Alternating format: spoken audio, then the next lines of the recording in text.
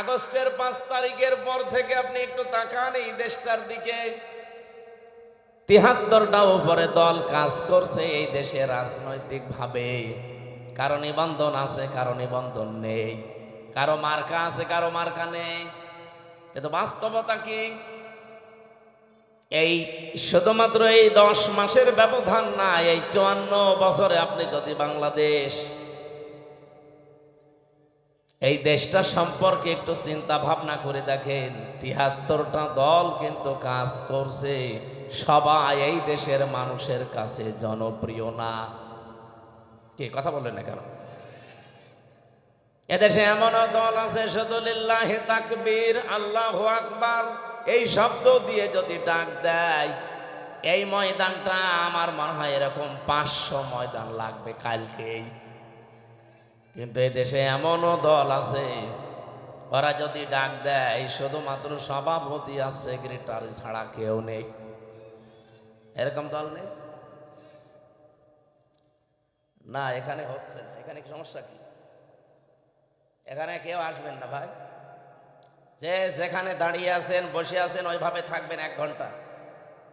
এখানে যদি কেউ আসেন সত্যি তার খবর আছে। কি বলি সেটা না বুঝে আপনি আয়োজন করেছেন কেন? লোক দেখানোর জন্যে? বলেন। আরো অ্যাক্টিভ হয়ে শুনবে, মুরব্বী এদিকে আসা যাবে না। মমতাজের মতো কোনো খেয়াল আছে এদিকে? কে ডিম মারছে, কে কি গালি দিচ্ছে, কোনো খেয়াল আছে?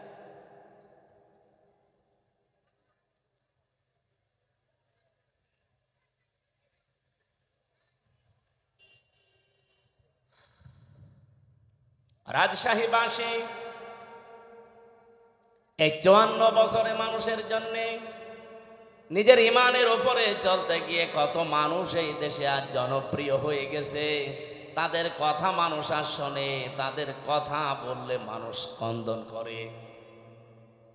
তো কিছু মানুষ যাদের ডাকে মানুষ আসে না, এ মানুষগুলো আজ ঠিক কাবিলের মতো চরিত্র নিয়ে রাস্তায় নেমেছে। ওরা বলছে, তোরে মানুষ এত ভালোবাসে কেন? তোর কাছে মানুষ এত চায় কেন?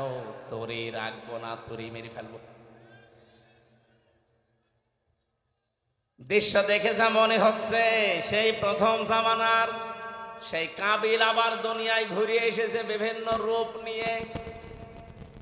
কথা বললেন না? কাবিল যদি নাও আসে, কাবিলের ভাইরা ভাইরা এসেছে। আপনি নিজের চরিত্র ভালো না, মানবতার জন্য কোনো কাজ করেন না, তে মানুষ আপনাকে ভালোবাসবে কি দিয়ে? আপনি যে পৃথিবীতে উত্তম, আপনি যে পৃথিবীতে ভালো, সর্বজা সব চাইতে উত্তম জাতি আপনি, কেন? কুনতুম খায়রা উম্মাতিন উখরিজাত লিন-নাস তা'মুরুনা বিল মা'রুফি ওয়া তানহাউনা আনিল মুনকার ওয়া তু'মিনুনা বিল্লাহ।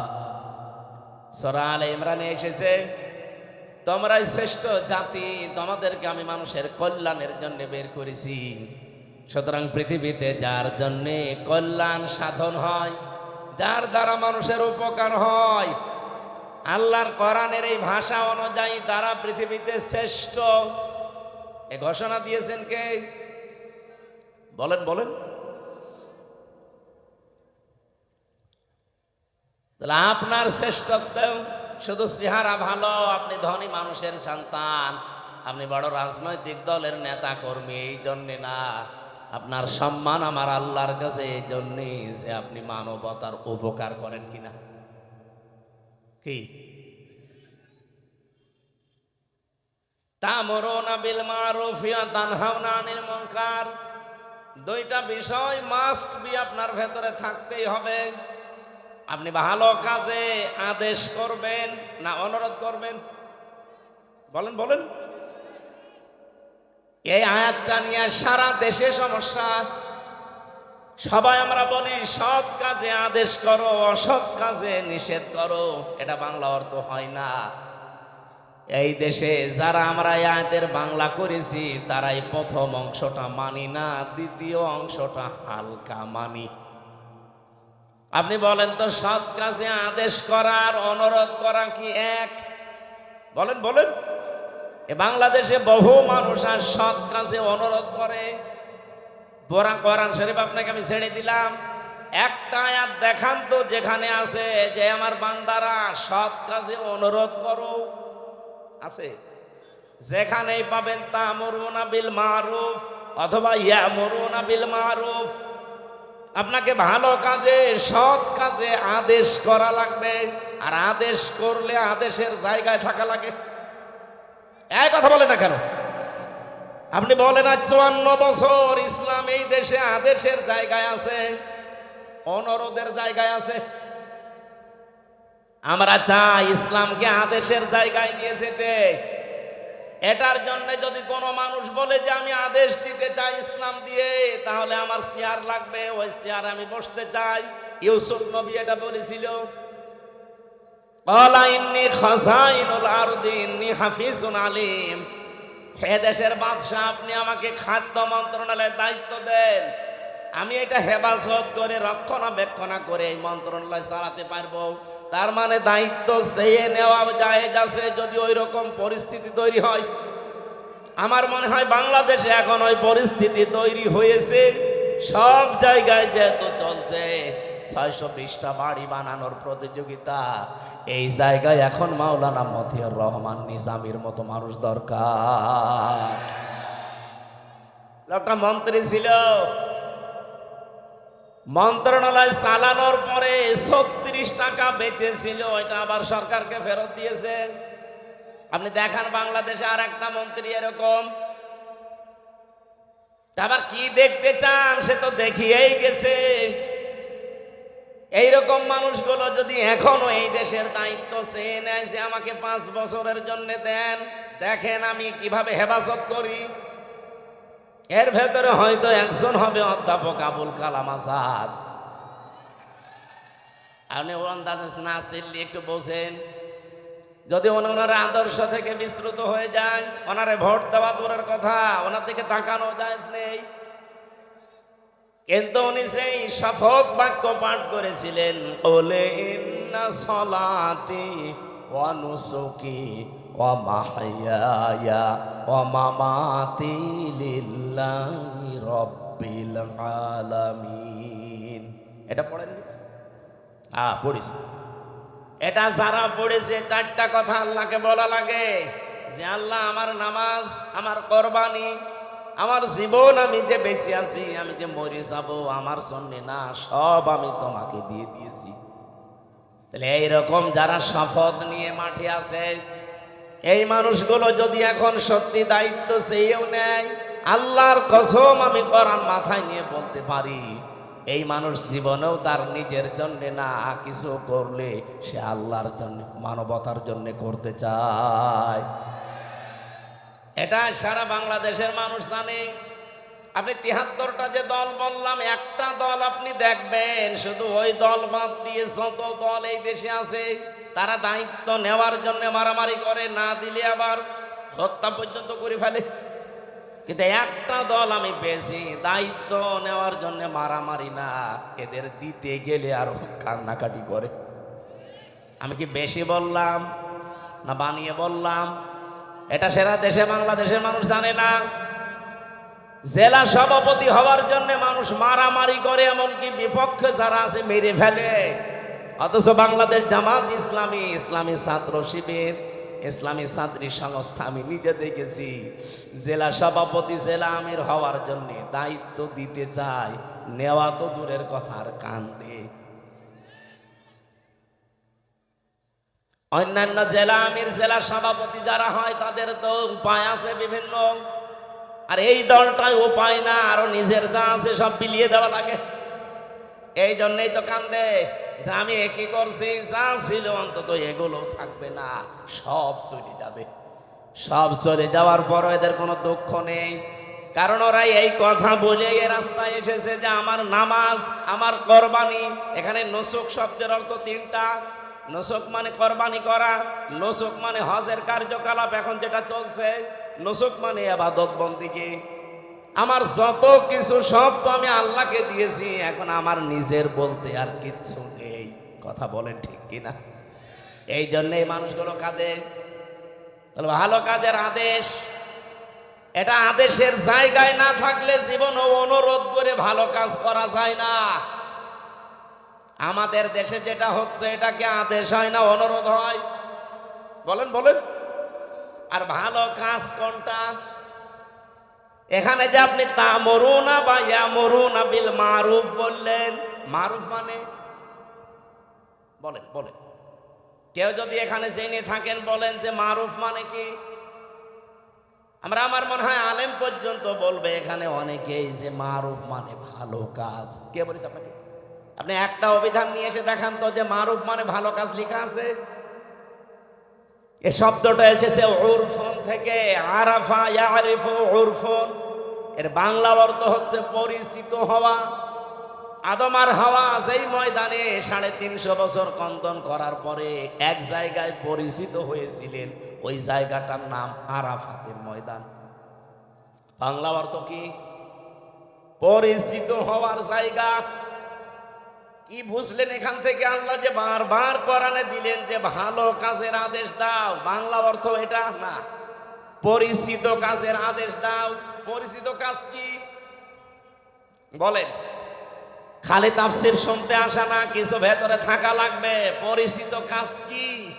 আপনি কখন পরিচিত হয়েছেন ওই কাজের সাথে? কোন দিন আপনার ওই কাজের সাথে পরিচয় ঘটেছে আপনাকে এখন মেলানো লাগবে। এবারে দিকে তাকান, ক্লাস চলছে। এই যে তা'মুরুনা বিল মারুফ বা ইয়ামুরুনা বিল মারুফ, তোমরা নির্দেশ দাও, আদেশ করো পরিচিত কাজগুলো। পরিচিত কাজ কি? কখন পরিচয় হয়েছে আপনার সাথে? কিভাবে পরিচয় করেছেন বলেন? এখন যদি আমি প্রশ্ন করি, আলেমরা ছাড়া তো কেউ এখানে বলতে পারবে না যে পরিচিত কাজ কি আর কখন আমি এ পরিচিত কাজের সাথে আসলে পরিচয় হলাম। পারবেন বলতে? না। পড়া কোরআন শরীফে এই শব্দটা কতবার আছে কোনদিন চিন্তা ভাবনা করে পড়েননি? শুধু পড়ে গিয়েছেন সওয়াবের নিয়তে। হ্যাঁ, নিয়তে সওয়াব আপনার হয়েছে, কিন্তু যে উদ্দেশ্যে আল্লাহ এটা নাজিল করেছিলেন তার পারপাস আদায় হয়নি। এই জন্যে তো দেশে এখন এই অবস্থা। আমরা এইটাই বোঝাতে চাই যে আমরা পরিচিত কাজের আদেশ করব, আর পরিচিত আমি হয়েছি ওই কাজের সাথে কবে? আমাদের যিনি আদি পিতা হযরতে আদমের কথা যেহেতু আরম্ভ করেছি, বলেন তো ওনাকে আল্লাহ তৈরি করার পরে সর্বপ্রথম কিছু জিনিসের নাম আল্লাহ তাকে শিখিয়েছিলেন। এটা শোনেননি? বলেন না কেন? আল্লাহ রাব্বুল আলামিন নিজে তখন শিক্ষক ছিলেন, আর ক্লাসরুম ছিল এই পবা নাকি কোন জায়গা? ক্লাসরুম ছিল জান্নাত। এই পৃথিবীতে যে বিশ্ববিদ্যালয়গুলো মার্ক করা হয়, যে সিরিয়াল আকারে একটার সাথে আর একটা, একটার পরে আর একটা, এই যে র্যাঙ্কিং করা হয়, কেন? এই দুনিয়াতে এখন 257টা দেশে 1000 বিশ্ববিদ্যালয়ের যে তালিকা দেওয়া আছে তার ভেতরে বাংলাদেশের একটাও নেই, রাজশাহী ভার্সিটিও নেই। তাহলে কি এখানে লেখাপড়া এর চাইতে মানে এখানে হয় না? বা যে 1000-এর তালিকা ওখানে কি এমন হয়? কয়েকদিন আগে আমি মালয়েশিয়া ছিলাম, ওখানে যতগুলো বিশ্ববিদ্যালয় আছে মাত্র একটা ওই 1000-এর ভেতরে স্থান পেয়েছে। ওই দেশেও আমাদের চাইতে প্রায় 5 ডবল বড় মালয়েশিয়া। কত বিশ্ববিদ্যালয় ওই দেশে আছে? আমাদের দেশে যদি মনে করেন 1000টা আছে, সারা দেশ মিলে সরকারি বেসরকারি মিলে, তো ওই দেশে তাহলে 5000 আছে, তার ভেতরে মাত্র একটা র্যাঙ্কিংয়ে স্থান পেয়েছে। আমি যেখানে পিএইচডি করার জন্য চিন্তায় আছি, মালয়েশিয়া ইন্টারন্যাশনাল ইসলামিক ইউনিভার্সিটি, এইটাও তালিকায় নেই। এই যে ডক্টর মিজানুর রহমান আজহারি ওখান থেকে ডক্টরেট করে এসেছি, এই ভার্সিটি পর্যন্ত ওই তালিকায় স্থান পায়নি। তাহলে 1 নম্বরে যেটা আছে বিশ্বে কি হয় সেখানে তার গবেষণার স্তর কোথায়, ক্লাসরুমের কি সিস্টেম, আমি বিশ্বের যতগুলো দেশে গেছি আজ পর্যন্ত, যে দেশে নামি আগে যাই বিশ্ববিদ্যালয়ে, সেখানে আগে লাইব্রেরিতে যেয়ে দেখি আসলে এখানে হয় কি। আমি যেটা বোঝাতে চাচ্ছিলাম, আল্লাহ নিজে যেহেতু ক্লাস নিয়েছেন, ক্লাসরুমের সিস্টেমটা আমাদের রাজশাহী ভার্সিটির মতো না, এই পবা কলেজের মতো না। ক্লাসরুমের জায়গাটা সরাসরি জান্নাত। কোন জায়গা বলেন বলেন? কি স্তরে তাকে আল্লাহ শেখাতে পারেন বলেন তো? গবেষণাগারে গবেষণালব্ধ বিষয় কি পরিমাণে সেখানে থাকতে পারে? কারণ শিক্ষক তো আর দুনিয়ার কেউ না, সরাসরি কে? আর ছাত্র আমির হামজা না, ছাত্র উজ্জ্বল না, ছাত্রকে আদম নবী, একজন নবী। কোনদিন ভেবেছেন যে ওই দিন আল্লাহ কি শিখিয়েছে তাকে? কোরআনে কারিম আমাদের জানাচ্ছে, ওয়াল্লামা আদামাল আসমা কুল্লাহা। এই যে ইসমের বহুবচন আসমা, আল্লাহ পাক তাকে শিখিয়েছিলেন বিভিন্ন নাম। আমরা এ পর্যন্ত জানি, আমার মনে হয় এখানে আলেম পর্যন্ত অনেকে জানে না এখানে এসএমের বহুবচন আসমা দিয়ে আল্লাহ আসলে জানাতে চেয়েছে কি। এই ভালো করে খেয়াল করেন, রব্বুল আলামিন এখানে এসএমের বহুবচন আসমা দিয়ে জানাতে চাননি যে আদম, দুনিয়াতে তোমাকে আমি পাঠাবো, আলু, পটল, ঝিঙা, ফুল, কদু, এরকম কিছু জিনিসের নাম আমি কি তোমাকে শিখিয়ে দিলাম? এটা বলেছি রে? বলেন বলেন। আর এটা যদি বইলেও থাকে, আপনার কি মনে হয় যে এরকম কিছু এইরকম ক্লাসে শেখাতে পারে? এটা কি 1 2 3 4 এর ক্লাস? বলেন এই ক্লাস কি নার্সারি পেলে কেজি 1 এর ক্লাস? ক্লাস হচ্ছে কত হায়ার, সরাসরি আল্লাহ নিজের শিক্ষক। ছাত্র যেমন তেমন সলিমদ্দি কলিমদ্দি না, একজন নবী, আদম নবী। তাও আর ক্লাসরুম দুনিয়ার কোন কলেজ বিশ্ববিদ্যালয় না। ক্লাসরুম কোনটা? আরো জোরে বলেন। এই আয়াতটা কতবার পড়েছেন জীবনে? কোনদিন চিন্তা করেছেন যে আল্লাহ শিখিয়েছে আদমকে যত কিছুর নাম? এখানে নাম মানে এই আলু, পটল, কদু, বেগুন, ঝিঙা না। এই যে নাম মানে ওই মারুফ। পৃথিবীতে যত ভালো যত মন্দ সব কিছু আমার আল্লাহ ওই ক্লাসে তাকে একবারে শিখিয়ে দিয়েছিলেন। যত ন্যায় কাজের আদেশ, যত অন্যায় কাজের বাধা, সিস্টেম হতে পারে কি কি, সবগুলো আল্লাহ আমারু বিল মারুফ নাহি আনিল মুনকার এর ভেতরে শিখিয়েছিলেন ক্লাসরুম ওই একদিন। এবার প্রশ্ন আসতে পারে তাহলে আমাদের জন্য কেন তা'মুরুনা বিল মারুফ? আছে, কারণ ওই দিন আমরা আদম নবীর পিঠে ছিলাম। ওই দেখো দা রব্বুকা মিন বানি আদম মিন যুহুরিহিম যুররিয়াতাহুম। আল্লাহ পাক বলেন আমি আদম নবীর পৃষ্ঠদেশ থেকে তার সন্তান ছেলে মেয়েদেরকে সব একবারে বের করে নিয়েছি। যেহেতু ক্লাসরুমের ভেতরে আমরা বাবার পিঠের ভেতরে ছিলাম, আল্লাহ পিঠ থেকে একবারে বের করে নিলেন। ওই ক্লাসরুমে আল্লাহ যা যা শিখিয়েছিলেন আমার বাবাকে, অটোমেটিক সন্তান হিসাবে আমরা একবারেই ওগুলো শিখে ফেলেছি। এই যে দুনিয়ায় আসার পরে কেউ যদি লেখাপড়া নাও করে, কোনো জ্ঞান অর্জন নাও করে, তাও সে নিজের থেকেই বুঝতে পারে যে এটা ভালো কাজ, এটা খারাপ কাজ। এক কথা বলছেন না? এবার আমি প্রশ্ন করছি, পৃথিবীতে সবচাইতে ভালো কাজ কয়টা থাকতে পারে? যেহেতু গুরুত্বপূর্ণ একটা বিষয় আল্লাহ নিজে শিক্ষক হয়ে শিখিয়েছেন, ওই দিন আদম নবীকে আমার আল্লাহ যে এসএমের বহুবচন আসমা সব কিছুর নাম শিখিয়েছিলেন। এই কুল্লাহা সব কিছুর নাম বলতে যত ভালো কাজ, ন্যায় কাজ, যত অন্যায় কাজ, মন্দ কাজ, এগুলোর থিওরি কি হতে পারে, এগুলো কি করে আদেশ দেওয়া লাগে, কি করে বাধা দেওয়া লাগে, সবগুলোর সিস্টেম আল্লাহ ওই একদিন এক ক্লাসে বাবাকে শিখিয়েছে। আর সন্তান হিসাবে আমরা অটোমেটিক ওগুলো পেয়ে গেছি। এইরকম ভালো কাজ অন্যায় কাজ আছে পড়া কোরআন শরীফে 500। কয়টা বলেন বলেন? এই 500টা ভালো কাজ ন্যায় কাজ 500টা অন্যায় কাজ এই বাংলাদেশের সবগুলো চলছে।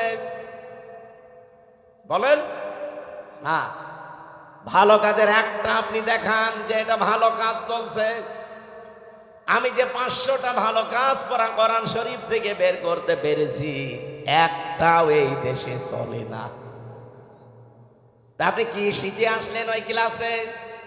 আপনি যে উত্তম এই পৃথিবীতে শ্রেষ্ঠ কুমকুম খয়রা উম্মাতিন উখরিজাত লিন-নাস, আপনাকে বের করাই হয়েছে মানুষের কল্যাণের জন্য।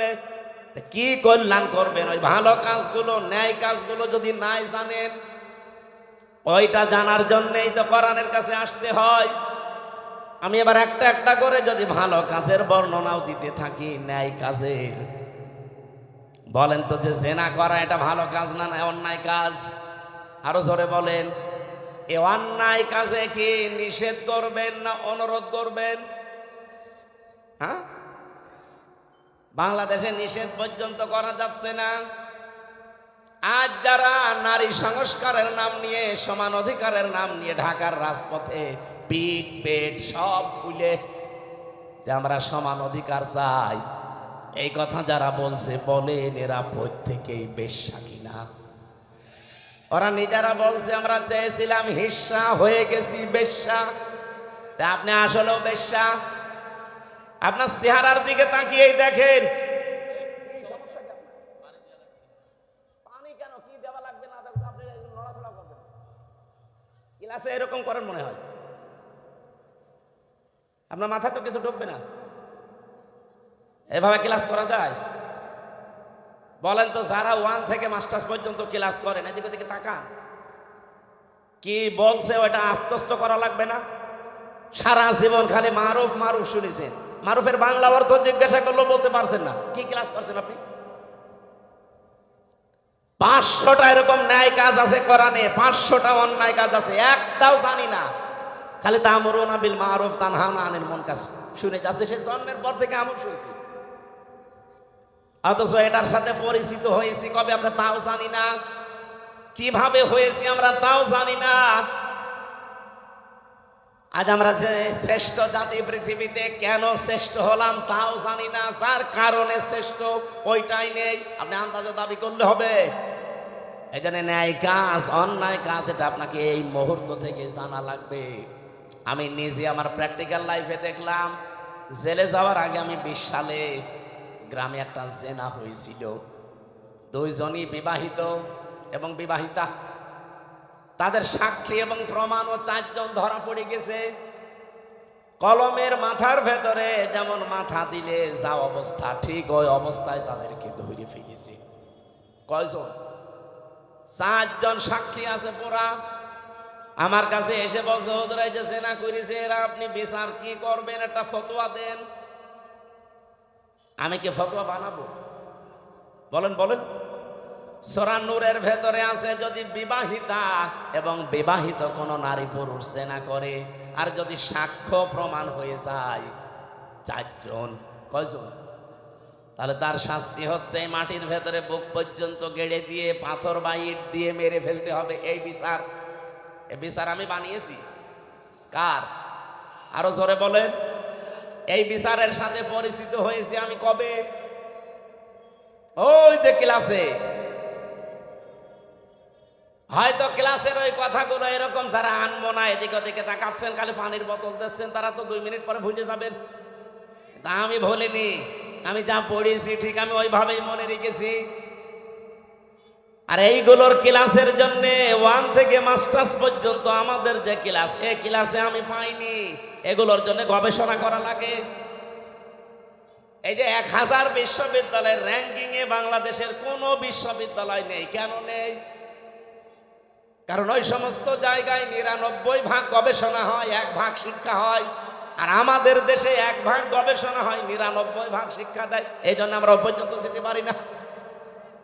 আদম নবীকে আল্লাহ কি গবেষণা দিয়েছেন দেখেন, যে তোমাকে শুধু না কিয়ামত পর্যন্ত তোমার সন্তান যারা তারা পিঠে ছিল, ওয়াইদ আখাযা রাব্বুকা মিন বানি আদামা মিন যুহুরিহিম যুররিয়াতাহুম, এটা সূরা আরাফের 172 নম্বর আয়াতের প্রথম অংশে আছে। আমি দলিলগুলো শুধু আয়াত বলছি, বাড়িতে মিলাবেন, আপনার আরো আনন্দ লাগবে। আজ যদি সত্যি আমরা ভালো কাজের আদেশের জায়গায় থাকতাম, আমি ওই দিন শুধু ফতোয়া পর্যন্ত দিয়েছিলাম, আদেশ দিতে পারিনি। যদি সত্যি আমি আদেশ দিতাম আর গ্রামবাসী মিলে যদি ওদেরকে 2 জন সঙ্গে সার করতো, আমি বেঁচে থাকতে পারতাম? কথা বলে না কেন? পুলিশ তার পরের দিন ওদের সঙ্গে সার করার আগে আমার সঙ্গে সার করতো। বলতো হুজুর ফতোয়া দিয়েছেন ঠিক আছে, কার্যকর করলেন কেন? এদেশে করারের আইন চলে। আমি কি বলতাম? চলে না, তাহলে আপনাকেই দেখি আসেন সঙ্গে সার করি। অথচ এই কাজটার সাথে আমি পরিচিত হয়েছে কি 5 বছর 10 বছর আগে। কবে? ওই দুনিয়া যেদিন তৈরি করেন আমার পিতা আদি পিতাকে, সেই দিন থেকে আমি পরিচিত। এই জন্য দুনিয়ায় যারা আসে তো লেখাপড়া জানে না, কোনো ভার্সিটি কলেজে বিশ্ববিদ্যালয়ে কোনো জায়গায় পড়েনি, স্কুলের বারান্দায় যায়নি, তারপরও ভালো কাজ কোনটা অন্যায় কোনটা সে ভেতর থেকে আসে না। সে নিজের থেকে বলতে পারে না যে না এটা অন্যায় কাজ, এটা ভালো কাজ। এটা আপনি শিখলেন কোন থেকে? এর সাথে পরিচিত হয়েছেন আপনি ওই ক্লাস থেকে। এই জন্য দুনিয়ায় যত অন্যায় কাজ আছে, এই অন্যায় কাজের সাথে পরিচয় আমাদের আজকে না, কালকে না, বহুদিন আগের। এই অন্যায় কাজগুলো বন্ধ করার জন্য যেখানে থাকা লাগে, আর 54 বছরও আমরা সেখানে যেতে পারি নাই, এই জন্য কোনো অন্যায় বন্ধ হয় না। ওই জায়গায় যাওয়ার জন্য আজ বাংলাদেশ চেষ্টা করছে যে ওখানে যদি যেতে পারি, ভালো কাজ কোনটা ও মন্দ কাজ কোনটা ঠিক আমি তো আগেই জানি। ওগুলো শুধু এখন বাস্তবতায় রূপ দেব। আমি বললাম যাদেরকে যে ভালো কাজে বাংলাদেশে আদেশ নেই, অনুরোধ আছে, একদল আবার বলবে হুজুর আপনি আমাদেরকে খোঁচা দিলেন। আপনাদের খোঁচা দিয়েছি? আপনি তো আদেশ করতে জীবনেও পারেন না, আপনি তো অনুরোধ করেন, চলো ভাই সলিমুদ্দিন নামাজ পড়তে যায়। এটা কি আদেশ না অনুরোধ? বলেন বলেন। ইসলামের কোন কাজ অনুরোধ আছে? নেই। সব কাজ ডু ইট, এটা কর, এইরকম আদেশ। এবার আসেন ওয়ায়ানহাউনা আনিল মুনকার, যারা অন্যায় কাজে বাধা দেয়। আমরা বলি যে অন্যায় কাজে নিষেধ করে, কে বলে আপনাকে? অন্যায় কাজে এখানে বাধা দেওয়ার নিষেধ করা এক জিনিস না। ও বাবা সলিমুদ্দিন এই গাছটা কেটো না, এটা নিষেধ করলাম। কিন্তু এটা যদি মানে বাধা দিতে হয়, তাহলে যে ওই গাছ কাটবে তার চাইতে আমাদের শক্তিশালী হওয়া লাগবে। এক কথা বলেন না কেন? এদেশে এরকম শক্তিশালী জায়গায় আমরা আছি। তাহলে চাঁদাবাজি যারা করে, এখানে যে যদি বলে ভাই না এ কাজ ভালো না, আস্তাগফিরুল্লাহ, ও বলবে রাখেন আপনার আস্তাগফিরুল্লাহ, টাকা দেন। আমরা আজ অন্যায় বন্ধ করার জন্য যে বাধার প্রাচীর তৈরি করা দরকার, যে সিস্টেমগুলোতে যাওয়া দরকার, ওই লাইনে আমরা নেই। এই জন্য আজ এই দেশে কোনো অন্যায় এখনো পর্যন্ত বন্ধ নেই, প্রকাশ্যে গোপনে চলছে। আমার কুষ্টিয়াতে কালকে কুমারখালী থানায় গাছি কালুর চম্পাবতীর গান হয়তো অর্ধ উলঙ্গ নাচ, এগুলো চলছে আবহমান কাল থেকে। এবার বাংলাদেশ জামাত ইসলামী ছাত্র শিবির বলেছে না, আমাদের এই থানায় এই এরিয়ার ভেতরে এই গনার কাজ আমরা করতে দেব না। নিষেধ শুধু না, বাধার প্রাচীর তৈরি করেছে, প্রতিবন্ধকতা সৃষ্টি করেছে। মানে এদের চাইতে যারা আরেকটু উপরে আছে বসে কি এই 2 দল লেগে গেছে। কালকে হাসপাতালে দেখেন কত মানুষ ভর্তি। আমার তো মনে হচ্ছে এখনো পর্যন্ত দেশে কেউ হাবিল কেউ কাবিল কাজ করছে। এ রাজশাহীতে নদী নেই, কি নাম কি? পদ্মা। পদ্মায় যে স্রোত চলে, আমি আর আবুল কালাম আজাদ সাহেব যদি বলি এই স্রোত বন্ধ হয়ে যা, সূরা ফাতিহা পড়ে ফু দিয়ে দিলাম, হবে? আবুল কালাম আজাদ আর আমির হামজান আমাদের বাবারা আসলেও হবে না। কাবা শরীফের ইমাম এনে কাজ করেন, তাও হবে না। এই স্রোত বন্ধ করার জন্য প্রাচীর দেওয়া লাগবে, বাঁধ দেওয়া লাগবে, প্রতিবন্ধকতা সৃষ্টি করা লাগবে। এটা বুঝেছেন? এটা বুঝেছেন? 500 অন্যায় কাজ চলছে এই দেশে এখনো পর্যন্ত, একটা একটাও বন্ধ করার জন্য সে বাধা প্রাচীর নেই, বাঁধ নেই। এমনকি আমরা যে এখানে শক্তিশালী হয়ে দাঁড়াবো সেই পর্যায়ে এখনো যেতে পারিনি। তে আমরা উত্তম হলাম কি দিয়ে? এই দুইটা করার পরে তুমিনুনা বিল্লাহ, যারা আল্লাহর উপরে ঈমান আনে, এগুলোর 3 নাম্বারে আমরা ওইটা নিয়ে বসে আছি। আল্লাহ তুমি একজন আছো, তা আল্লাহ একজন আছো এ কথা তো আবু জেহেলও বলতো।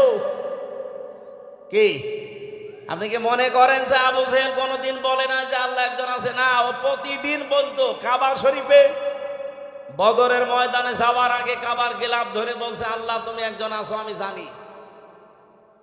আজকে মোহাম্মদের বিরুদ্ধে অস্ত্র নিয়ে যাচ্ছি যুদ্ধ করার জন্য বদরের ময়দানে, সত্যের পক্ষে যে আছে তাকে তুমি বিজয় দিও। ওর দোয়াও কবুল হয়ে গেছে, কারণ ও তো সত্যের পক্ষে ছিল। বলেন বলেন। তা আপনি যদি মনে করেন এই প্রথম দুইটা তা'মুরুনা বিল মারুফ নেই, তানহাউনা আনিল মুনকার নেই, তুমিনুনা বিল্লাহ করে বসে আছে, প্রথম দুইটা মানা লাগবে না? আমরা যে শ্রেষ্ঠ, এই শ্রেষ্ঠত্বের কারণ এইগুলো। আজ এই জায়গাগুলোতে যাবার জন্য ইসলামপন্থী যারা, তারা যদি চেষ্টা করে, যদি কেউ খারাপ মনে করেন যায় এদের রাজনীতি করার শখ, এদেরও চেয়ারের লোভ, এরা চেয়ারে যেতে চায় আপনার মতো 620টা বাড়ি বানানোর জন্য না, এরা যেতে চায় এই দেশের মানুষের ভাগ্য উন্নয়ন করার জন্য।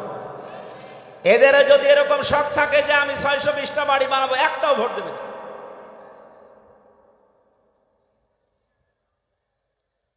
কোন কারণে আমার এই ঝামেলা পুরনো রাস্তায় আসার দরকার? আমার কোনো দরকার ছিল না। আমি আমার নিজেরটা বলছি, কালাম ভাই তার নিজেরটা বলুক। সারা জীবন ছাত্র ছাত্রী পড়িয়েছে, অধ্যাপক ছিল, জীবনের শেষ বয়সে এসে সেই পেনশন পাবে, 25, 30, 40, 50 লাখ টাকা পাবে। যা জীবন আর বাকি আছে আরামে খেয়ে চলে যেতে পারত।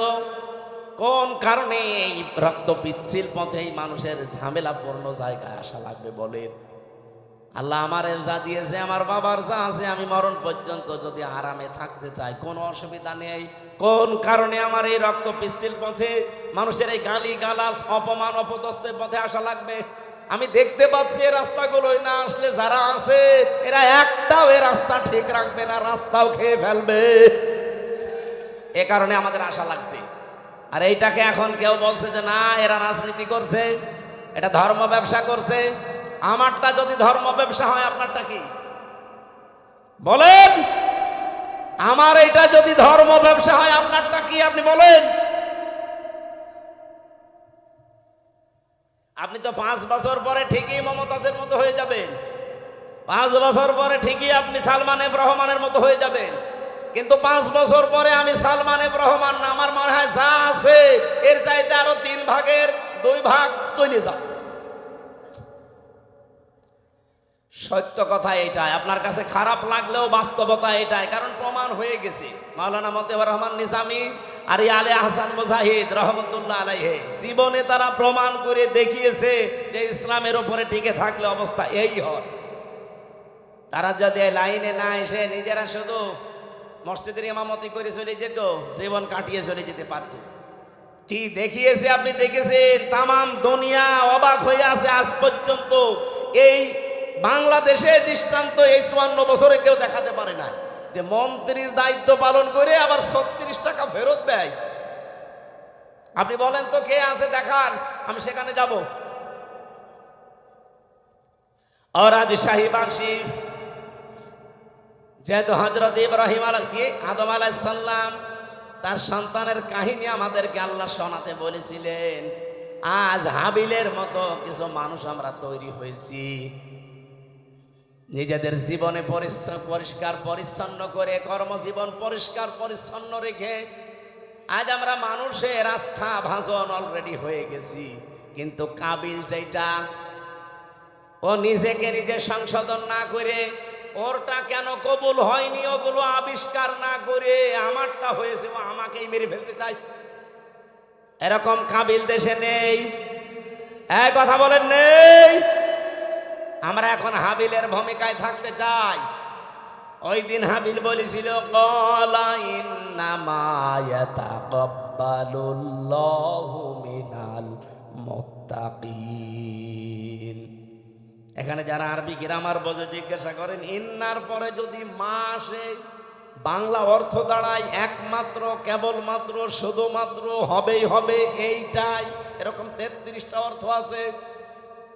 হাবিল ওই দিন জানাতে চেয়েছে, হে ভাই, আপনি আমার বয়সে বড়, আপনার শক্তিও শরীরে বেশি, দুনিয়ায় এসেছেন আপনি আগে, খেয়েছেনও বেশি, এখন আপনার সাথে তো আমি পারবো না, কিন্তু সাফ কথা শোনেন, আপনার কোরবানি কবুল হয়নি, আমারটা হয়েছে, আপনি এখন আমাকেই মেরে ফেলতে চান। আপনাকে জনগণ ভালোবাসে না সাদাবাজির কারণে, আপনার চরিত্রের কারণে, আর আমার জীবনে ওইসব নেই, এই জন্য মানুষ আমাকে বিশ্বাস করে, আমার উপরে আস্থা রাখে, আর আপনি আমাকেই মেরে ফেলতে চান। সাফ কথা শুনে রাখেন, ক্বালা ইন্নামা ইয়াতাকাব্বালুল্লাহু মিনাল মুত্তাকিন। ইয়াতাকাব্বালু মোসারে বর্তমান, ভবিষ্যৎ, প্রেজেন্ট, ফিউচার, শুধু আজকের দিন না, কিয়ামত পর্যন্ত শুধুমাত্র আল্লাহ গ্রহণ করে, কবুল করে মুত্তাকিদের জিনিসপত্র। এই জন্য আমরা এখন থেকে মুত্তাকি হওয়ার চেষ্টা করি। মুত্তাকি কি?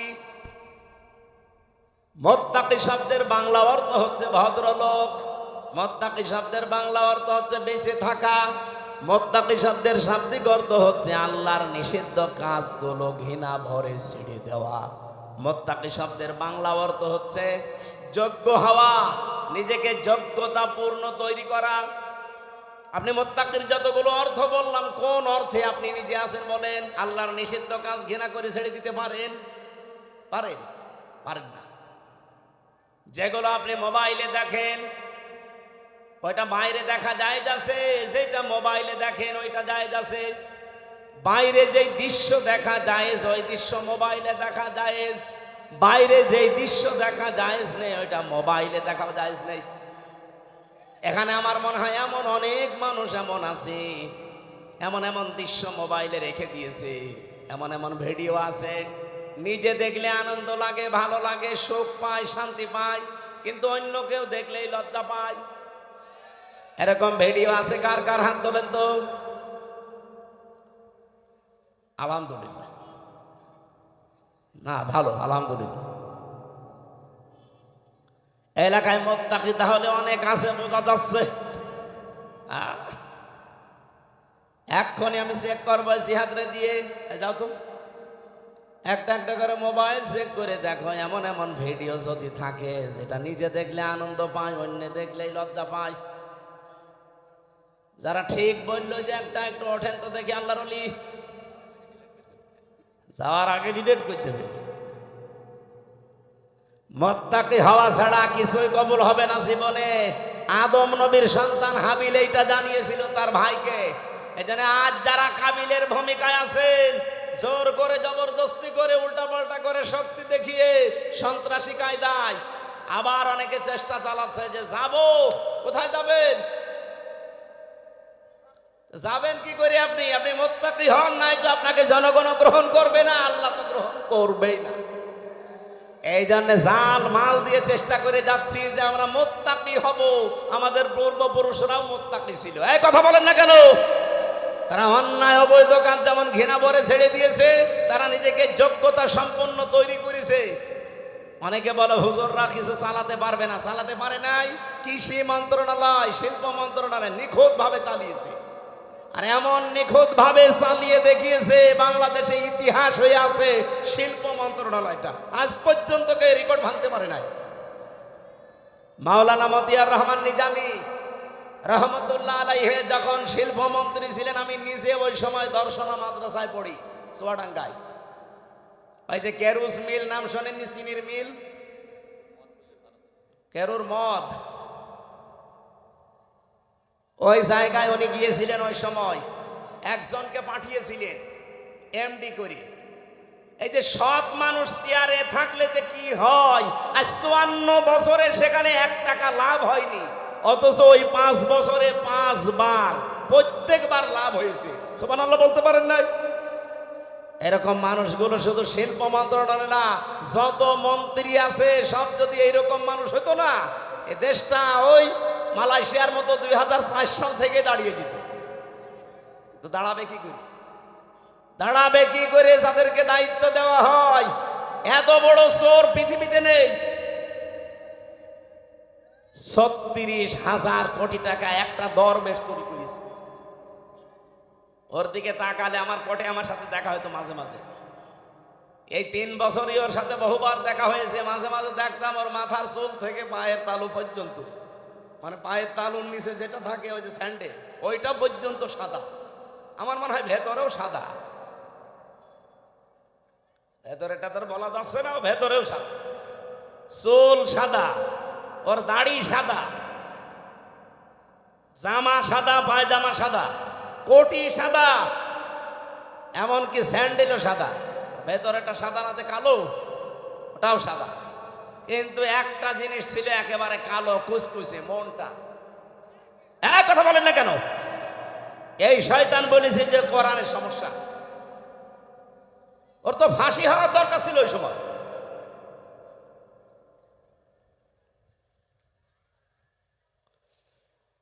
আমি তো বাস্তব কথা শোনাতে চাচ্ছি। এই এমডিকে উনি পাঠিয়েছিলেন রাত 3:30টার সময়, যে উনি জয়েন করেছে। চিন্তা করছে আজকে আমি একটা চমক দেখাবো।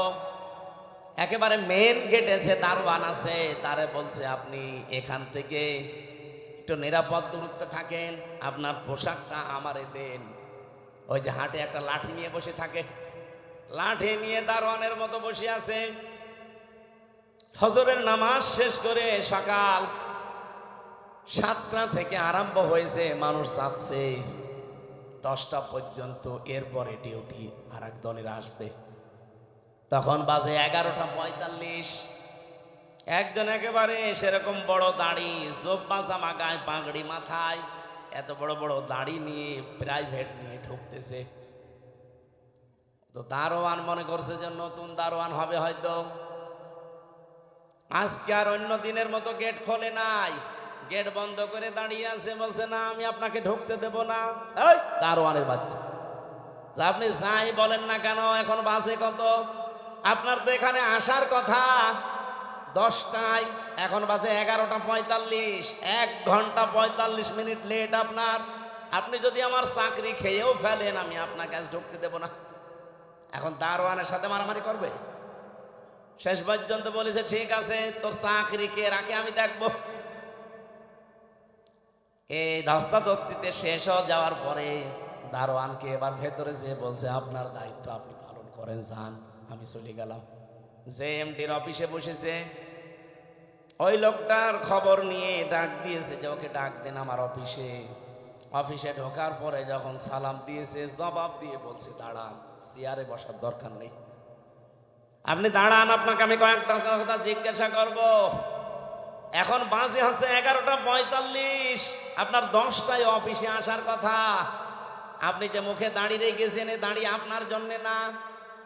কারণ এই দাড়ি যিনি রাখতেন তিনি কাজে এভাবে ফাঁকি দিতেন না। আপনি বিশাল জোব্বা গায়ে দিয়ে এসেছেন, পাগড়ি মাথায় দিয়ে, এই পাগড়ি জোব্বা আপনার জন্য না। কারণ এগুলো যিনি পড়তেন তিনি জীবনে কোনোদিন কাজে ফাঁকি দেননি। আপনি কার আদর্শগুলো শরীরের ভেতরে ধারণ করে ফাঁকি দিচ্ছেন? আপনি 10টা থেকে 4টা পর্যন্ত ডিউটি করবেন, এইটা আপনার ইবাদত। কথা বলেন না কেন? আর আপনি 11:45, 1 ঘন্টা 45 মিনিট লেট। মাসের পরে তো ঠিকই বেতন নিয়ে নেবেন। আপনার বেতন হালাল হয় কি করে? আপনার নামাজ হয় কি করে? আপনার দাড়ি রাখা আপনার জন্য না, কেটে ফেলেন দাড়ি। ওই বছরেই লাভ হয়েছিল এই দেশে চিনির মিলে, ওই প্রথম শুরু হয়েছে। এই যে ডিউটিগুলো সঠিকভাবে পালন করা, কোনো জিনিসে ভেজাল না দেওয়া, চুরি চামারি বন্ধ হওয়া, বিশেষ করে দুর্নীতি আর কোনো জায়গায় নেই, সবাই টাইট হয়ে গেছে। ওরে বাবা কি কঠিন মানুষ! 1 বার 2 বার 3 বার সিগন্যাল দেয়, 3 বারের পরে যদি সংশোধন না হয় জনমের মতো ওরে বিদায় করে দেয়। একবারে ভয় দেখিয়েছে, সারা দেশে যত চিনির মিল সব টাইট হয়ে গেছে। কারণ ওনার উপরে যে আছে, যিনি পাঠিয়েছেন তিনি তো সাধারণ মানুষ না, মাওলানা নিজামী সরাসরি পাঠিয়েছে ওনারে। বলেন তো যে এই বাংলাদেশে যে ইতিহাস তৈরি করে গেল, এখন যদি আবার ওই রকম আমরা তৈরি করে দিতে পারি, আল্লাহর কসম আমি দিয়ে বলতে পারি বাংলাদেশ ও মালয়েশিয়া সিঙ্গাপুরের মতো দাঁড়িয়ে যাবে। মালয়েশিয়া দাঁড়িয়েছে 2004 সালের পর থেকে, সিঙ্গাপুরও দাঁড়িয়েছে 2004 সালের পর থেকে, পাশাপাশি দেশ। আমি ঘুরে আসলাম কয়েকদিন আগে। এ বাংলাদেশের চাইতে কত ছোট সিঙ্গাপুর জানেন? এ রাজশাহী জেলা আমার মনে হয় এই মাথা থেকে ওই মাথা 70-80 কিলোমিটার হবে না? হবে না? কত? 80 কিলোমিটার এই জেলাটা, এ মাথা থেকে ও মাথা। অথচ সিঙ্গাপুর একটা দেশ, মাত্র 42 কিলো এ মাথা ও মাথা, চারিদিকে সাগর, মাছ বিক্রি করে খেত ওরা।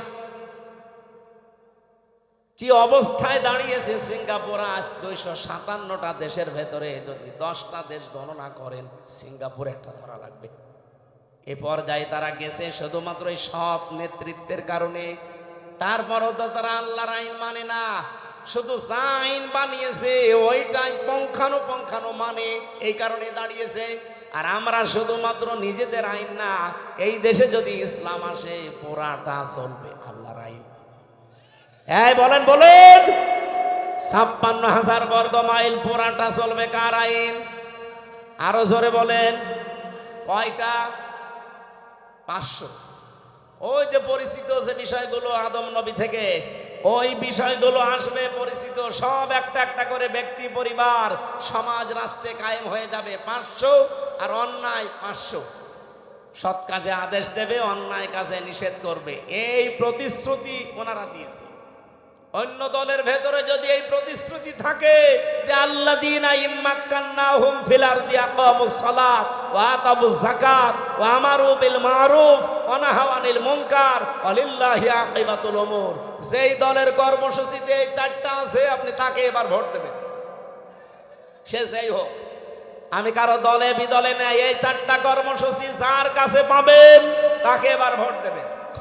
আর আমি যেহেতু নিজে দেখতেছি এই মানুষগুলো এই গ্যারান্টির উপরে আছে, এরা কথা দিয়েছে যদি ইসলাম এ দেশের সংসদে যায় প্রথমেই তারা নামাজের বিল আনবে।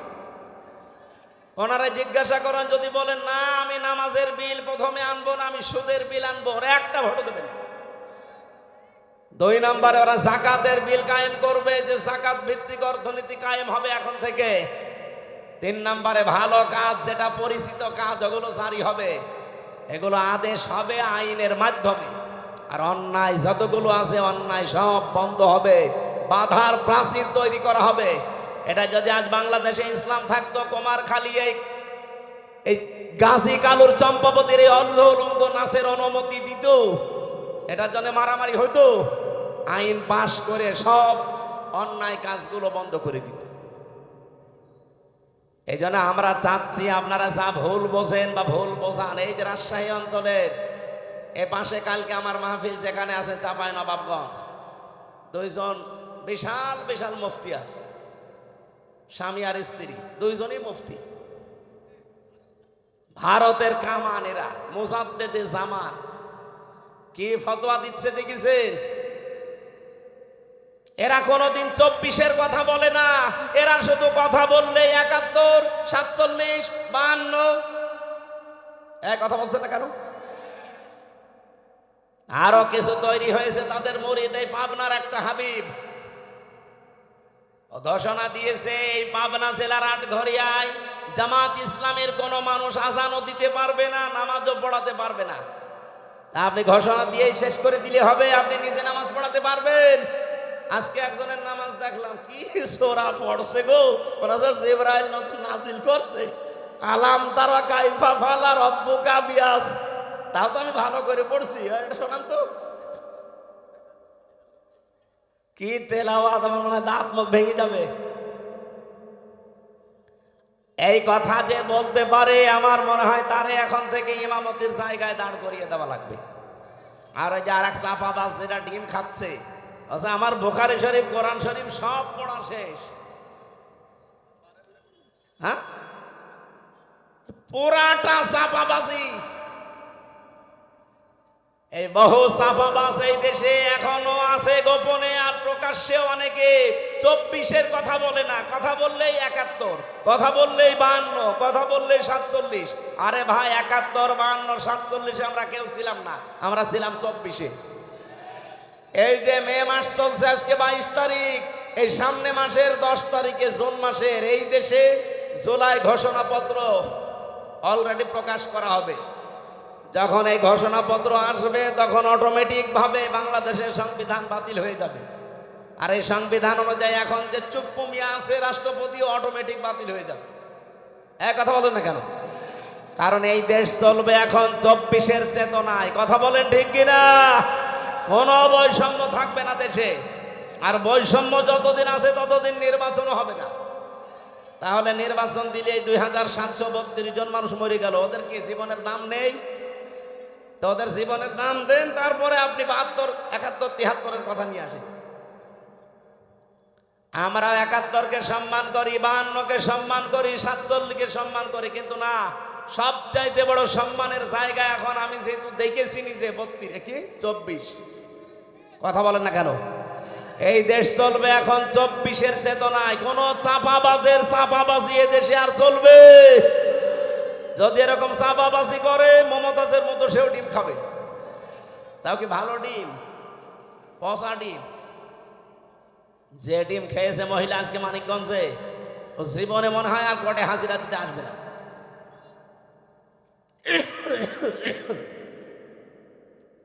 আমার ভাইরা, এই জন্য আমাদের সতর্কতার বিষয় হচ্ছে আমরা এখন কাবিলের মতো না, আমরা এখন হাবিলের মতো অবস্থানে যাব। ভাই যা করেন করেন, আপনার ওই পায়ে পা দিয়ে ঝগড়া করতে চান, আমি এখন ঝগড়ার ভেতরে নেই, আমি আছি আমাকে সংশোধন করে জনগণের সামনে আস্থা ভাষণ হিসাবে তৈরি করা। কারণ আমি চাই এই পৃথিবীতে আমারটা যেমন কবুল হচ্ছে, আমার আন্ডারে যারা থাকবে তাদেরটাও যেন আল্লাহর দরবারে কবুল হয়। আর আপনি আমাকে মেরে ফেলার জন্য উঠে পড়ে লেগেছে, লাইম বাসাত্তা ইলাইয়া ইয়াদা কালি তাকতুলানি মা নাবি বাসিতি ইয়াদিয়া ইলাই কালি আকতুলাক ইন্নী আখাফুল্লাহ রাব্বাল আলামিন। কি গুরুত্বপূর্ণ কথা ওই দিন হাবিল বলেছে। আল্লাহ হাবিলের এই কথাগুলো আমাদের জীবনে মেনে চলার তৌফিক দেন, বলেন আমিন। আমরা সূরা মারইয়ামের 41 থেকে তেলাওয়াত আরম্ভ করেছি। তেলাওয়াত কিন্তু আয়াত থেকে তাফসীর আকারে কথা বলা, সময় বেশি হয়ে যাচ্ছে, একটু সময় দেন আমার আজকে, যেহেতু মাহফিল আজকে একটা, তো এই জন্য একটু বেশি সময় নিচ্ছি। মাহফিল যতক্ষণ চলে আয়াতটা শেষ না হতে থাকবেন মোনাজাতের পরে। আমার এই যে গাড়ি আছে, এটা আমার গাড়ি না, এই গাড়ি থেকে আমার লিখিত যে বইগুলো আছে মেয়েদের উপরে পুরুষদের উপরে, ওটা নিয়ে যেয়ে পড়বেন। বই মানুষকে ঠকায় না, পড়বেন, আপনার ভাগ্য খুলবে ইনশাআল্লাহ। জবান খোলে সূরা মারইয়ামের 41 নম্বর আয়াত, এখান থেকে আমরা আরম্ভ করব। যেহেতু সামনে আর 15 দিন পরে গুরুত্বপূর্ণ যে দিবসটা, এই দিবসটা আদম নবী থেকে যদিও আরম্ভ হয়েছে, কিন্তু আমরা সুন্নত হিসাবে পশু জবাই করার এই নিয়ম পেয়েছি আমাদের জাতির পিতা ইব্রাহিম আলাইহিস সালাম থেকে। সেখান থেকে এখন আমরা আরম্ভ করছি। প্রথম অংশ শেষ, দ্বিতীয় অংশ শুরু হচ্ছে। ওয়াযকুর ফিল কিতাবি ইব্রাহিম। আল্লাহ পাক বলেন আলোচনা করো, বর্ণনা করো। কিতাবের ভেতরে আমি ইব্রাহিম আলাইহিস সালামের যে কাহিনী বর্ণনা করেছিলাম, এটা আপনি আপনার উম্মতদের কাছে বর্ণনা করেন। ইন্নাহু কানা সিদ্দীকান নাবিয়্যা। নিশ্চয় সে ছিল একদিকে সত্যবাদী আর একদিকে নবী। এটা বাংলা অর্থ ছিল আয়াতে। এবার আমরা তাফসিরে যাচ্ছি। সূরার নাম সূরা মারইয়াম। কি নাম বলেন বলেন? অনেকে বলে সূরা মরিয়ম, না, মরিয়ম বলে কোনো শব্দ কোরআনে নেই। কোরআনে আছে সূরা মারইয়াম। মারইয়াম বলেন বলেন। কিয়ামতের ময়দানে এই নামটা এত দামি নাম।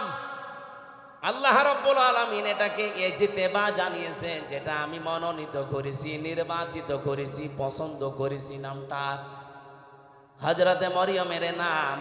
দুনিয়াতে যারা রাখে মারিয়াম, কিয়ামতের ময়দানে আল্লাহ যখন মানুষকে মাফ করতে আর কিচ্ছু পাবে না, যার নামের সাথে এই মারিয়াম, ফাতিমা এরকম নাম যাদের মিল আছে, কিয়ামতের দিন আল্লাহ নামের ওসিলায় তাদের শেষ পর্যায়ে মাফ করে দেবে। এই জন্য আশা করছি আমাদের সন্তানাদি যারা এখন আসতেছে আসবে, নামটা আপনি অর্থবোধক এবং সিস্টেমে রাখবেন, কিয়ামতের দিন যেন আল্লাহ অন্তত নামের ওসিলাই হলেও তাকে মাফ করে দেয়। অনেকগুলো আয়াত আমার আল্লাহ সূরা মারিয়ামের ভেতরে দিয়েছেন।